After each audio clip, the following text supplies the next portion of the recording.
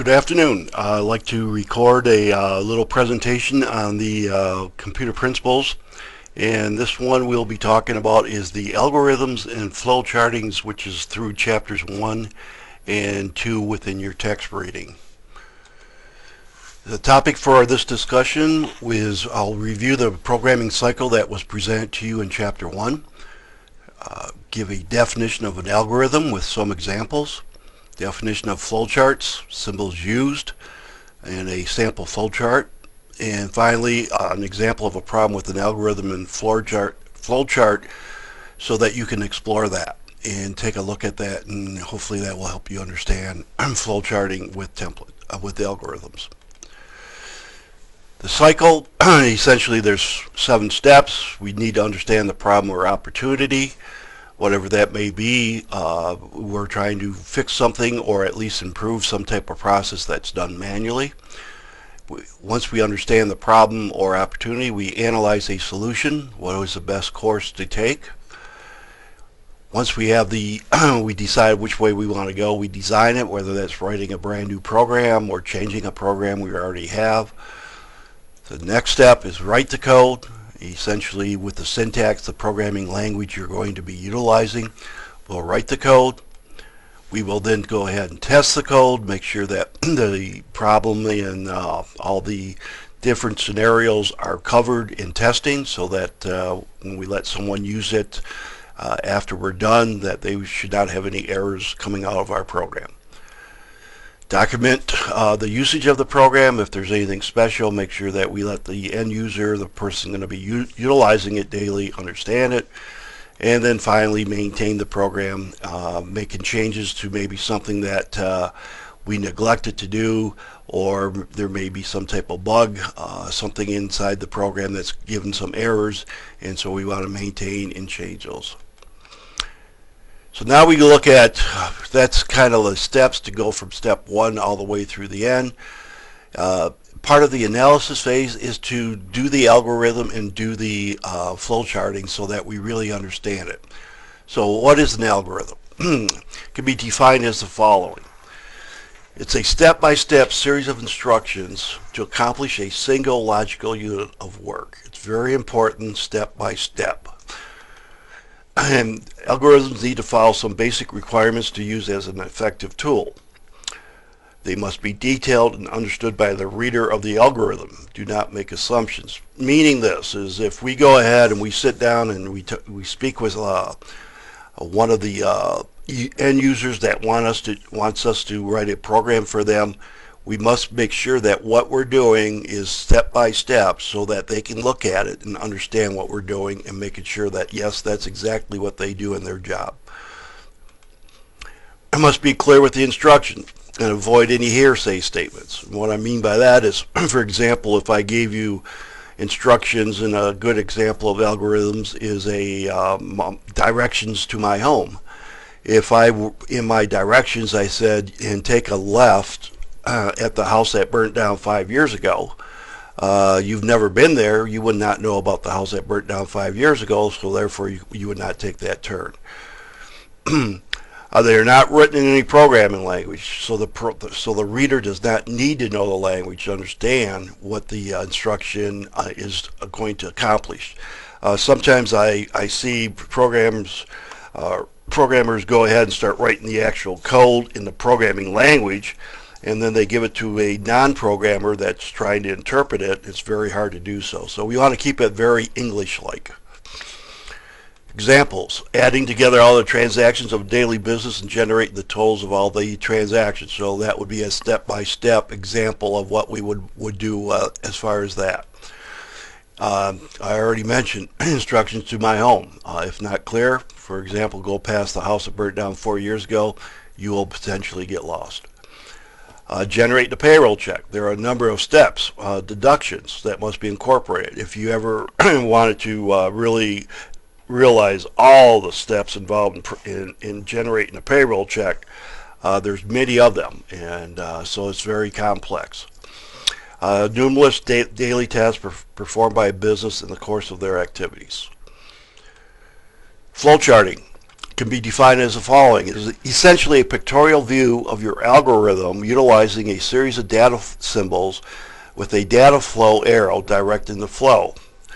So essentially, when we're using it, a flow chart, the good thing about flow charting is it will point out any errors in your logic and it will become very apparent with that logic error. You may also, with the flow charting, use desk checking, which is running sample data through your flow chart to ensure that all the steps are done correctly and with the correct results. So here's the symbols. The first one is a terminator. At the very beginning or end of a flow chart, we'll have this type of symbol. A process symbol, which is basically all the calculations and all the initializing of variables will be in that symbol. Decision symbol, which allows the change of these direction based on the value that is being tested. One flow comes into the direction symbol and two possible flows come out. If the test is true, it will be on the right apex. False, it will be on the left. And the next slide is an example. So here we have a decision on whether someone inputs sales, whether they should get a bonus amount. We make this decision: is sales greater than 1,000? If that is true, yes, we're going to print sales greater than 1,000. If that's not true, sales are less than 1,000, then we're going to print no sales greater than 1,000. Input out symbol. Here's the input. This is where we get information into our program and information out. So it can be either a input statement in the user inputs, actually types in some information, or we want to go ahead and print it or display the output onto a screen. The connector is used to connect two sections of a flow chart. So if you're lacking space on where you're writing a flow chart, you could use a connector, which is basically a 0, and they must have a corresponding number to connect the two together. So for example, you could put in a 1, and then somewhere else on your paper you have another connector with a 1 in it, so the user can go ahead and follow the flow. If it's at the bottom of the page and there's a connector 1, then at the top of the page there should be a connector 1 corresponding to that first connector. And then the last one, the multiple subroutine, used for executing a unit of code in smaller modules, and we'll speak of this a little bit later on in the course, but I just wanted to present it there. Here's an example of an algorithm flowchart, a basic problem. The accounting department sends you a request to generate a report that will print the salesperson's name, sales number, and amount of sales. They request at the end of the report to print number of sales records, the total of the sales, and the average sales for all the sales of the individuals. The file coming in your program is a batch file, meaning a batch file is bringing in one record at a time. Here's the algorithm. Essentially, as you can see, it's basically very kind of like independent of any programming language, and it just kind of goes through, and at the end is you can see the step by step, and you could review that on your own. The flowchart to that problem is essentially, it's not always going to be a one-to-one correspondence with an algorithm, but it can be very close. And here you see that I have the first step.